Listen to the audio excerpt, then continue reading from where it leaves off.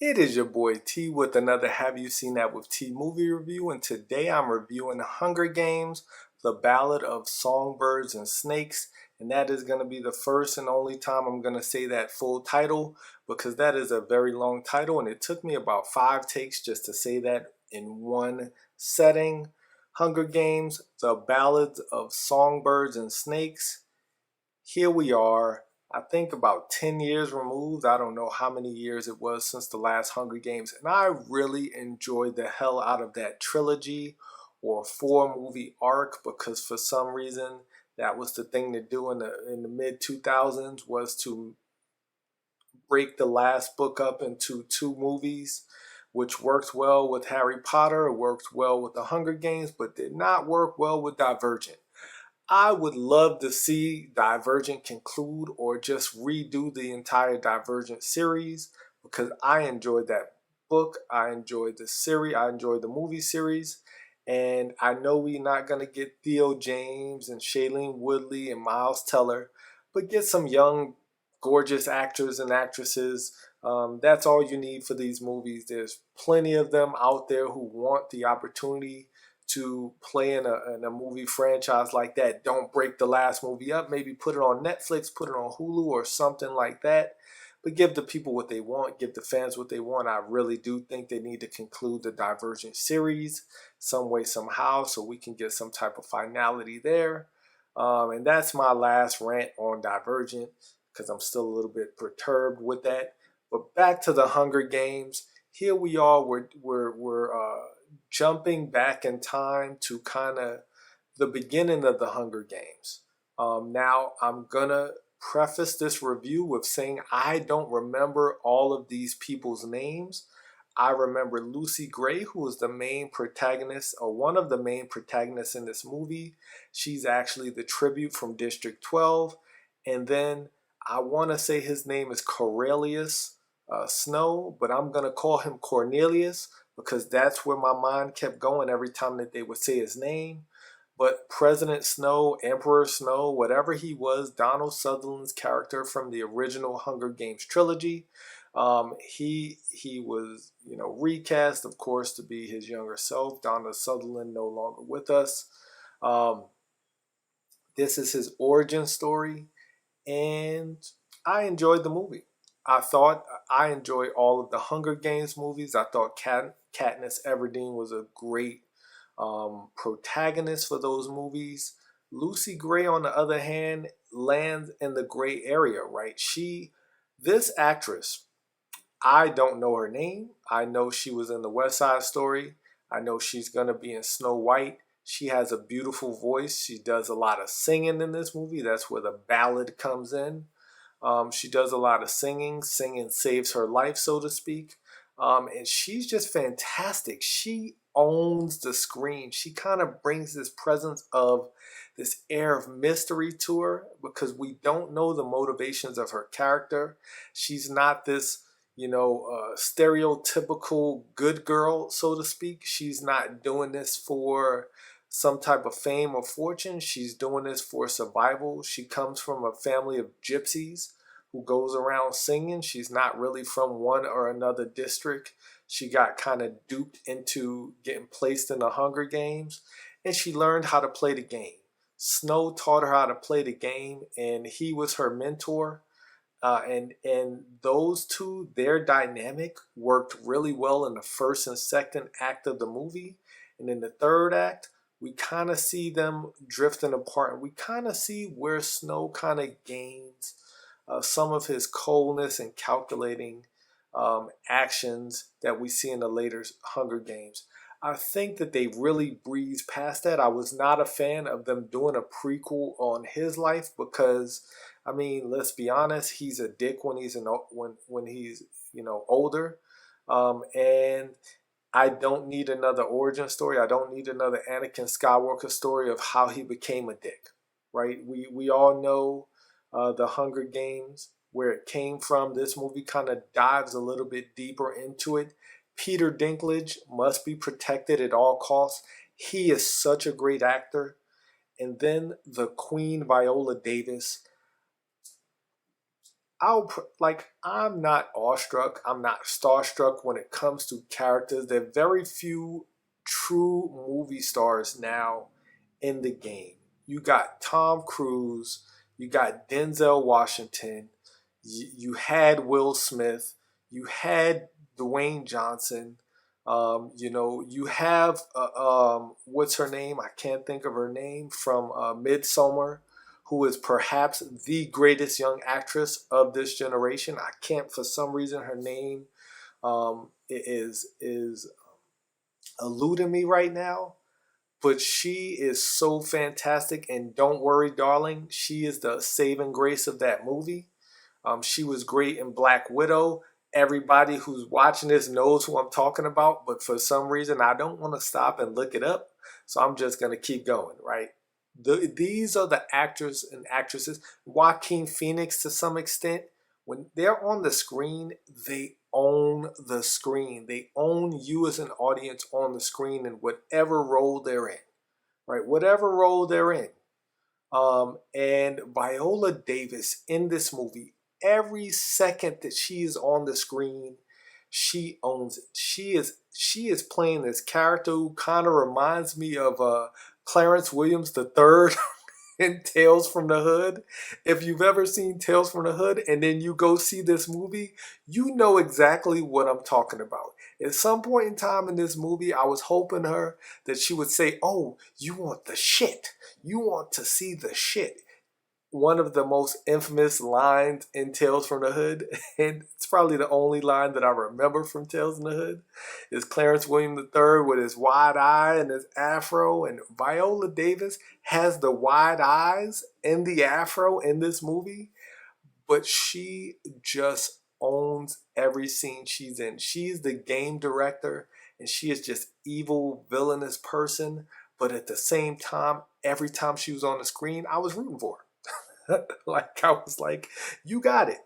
Don't remember her name in the movie. I just know she was the game warden, and she was just fantastic. It reminds me of every scene she was in the movie Air. Like, Dolores Jordan played a big part in Michael Jordan, signing with Nike. But every scene that she was in with Matt Damon, she just owned. She elevated that movie to a different level. She elevates this movie. Her and Peter Dinklage really elevate this movie past teen bop movie or teenage angst, this teenage dystopian movie, just by their mere presence. When Peter Dinklage speaks in this movie, he owns it. I mean, I loved him as Tyrion Lannister. I love him in everything he does, especially his comedic roles. Like, he's hilarious in his comedic roles. But in this movie, it was straightforward. He was just this wonderful character. He fleshed out this world. Him and Viola Davis help even out the unevenness of some of the script. And they really just made this movie a lot better. And the narrator or the host of the Hunger Games, he was fantastic. Everything about this movie really worked for me. I thought the way that they did the Hunger Games in the movie, how it wasn't the entire movie because it was such a small arena, because it's at the very infancy, right? They're learning how to master the Hunger Games. They're learning how to get people invested in the Hunger Games. And we see that Snow is really good at that because his father was one of the people who helped, actually establish the Hunger Games after the Great War. And it worked really well. I mean, everything about the movie I thought worked really well. I hope this doesn't start that teen dystopian, boom again. I don't think it will because before recording this, I'm seeing that the movie is not doing that well once again. I don't know if November is just a bad month of movies because people are getting ready for Christmas. But a lot of these movies are not doing that well at the box office. I think it's made about $50 million, which I don't think to be bad, but because it was made on a $100 million budget, they want to get a lot of that in that first weekend because they know once Thanksgiving hit, a lot of people are not going out to see the Hunger Games. Wish is going to eat a lot of people's, eat into a lot of people's movie market next weekend. the holiday weekend. I think a lot of people, it's a Disney movie. It's kind of a new property. It has cute characters. I think that's going to dip into a lot of people's movie going experience. Wish is gonna do some damage to those numbers for the Hunger Games, but I can't recommend this enough. I don't know if this is a fully fledged movie going experience. I can't really. It's definitely a matinee, Saturday, Sunday, Friday, Saturday, Sunday. If you have a 4-day weekend, it's definitely a matinee movie. There are a few better options out there. If you haven't seen my review of Thanksgiving, definitely check out my review of Thanksgiving. I think that is the movie to go see for the Thanksgiving weekend. It is such a great slasher movie. But The Hunger Games, I thought was a very good movie. It was a fine movie. Definitely worth your time. It's definitely worth a watch on the big screen because it is a bit of a spectacle. There is some pomp and circumstance there. It doesn't go full on, elaborate Hunger Games because this is the first one.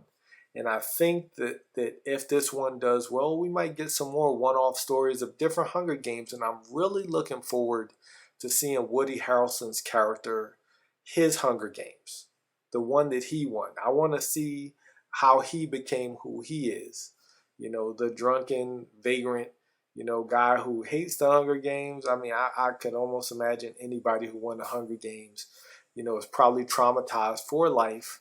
And they could all turn into the Woody Harrelson character. But I would love to see that story, seeing him win some charismatic young guy, because all of these movies are always led by, the strong, effervescent woman.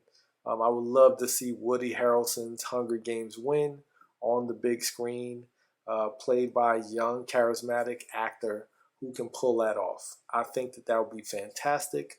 I think that there are definitely still legs in the Hunger Games mythology. You could even do a soft reboot because I think the worst part of the Hunger Games movie franchise is the fact that it ended. I think that the Battle Royale theme in movies is such a great theme because there's so many different thematic elements in that fight for survival, that gladiator-ish sort of thing, the sport of killing, the sport of watching people do bad things to each other. I think we can take it in so many different ways, not in a horror genre specifically, but there's so many different stories that could be told, kind of like The Purge. I think the worst part of The Purge is that the last purge kind of ends, or the last two purges is all about it ending. There's so many stories that could be told within that world.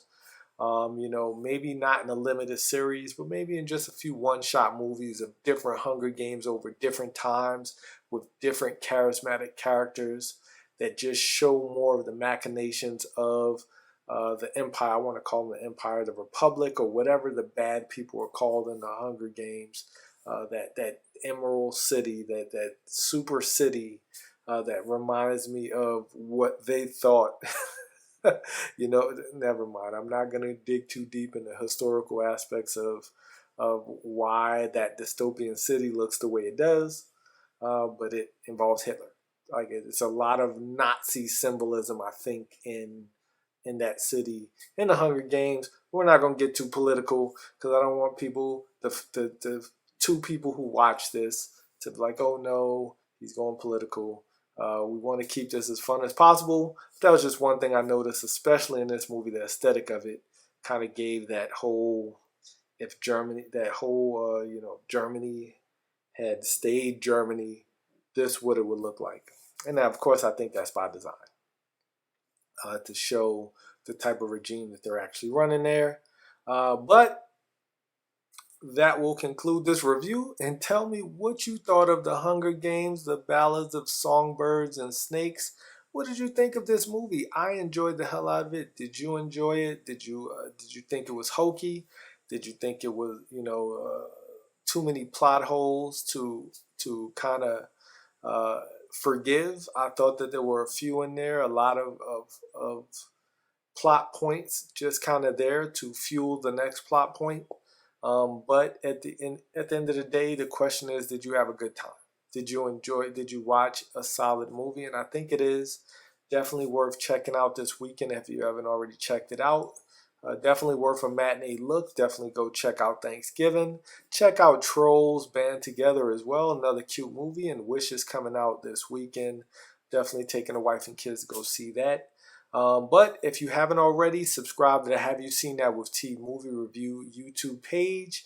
And if you listen to podcasts, check out the Have You Seen That with T podcast that is streaming on Apple Music and Spotify. And I'll catch you next time with another amazing movie review. Once again, it is your boy T, and I'm out.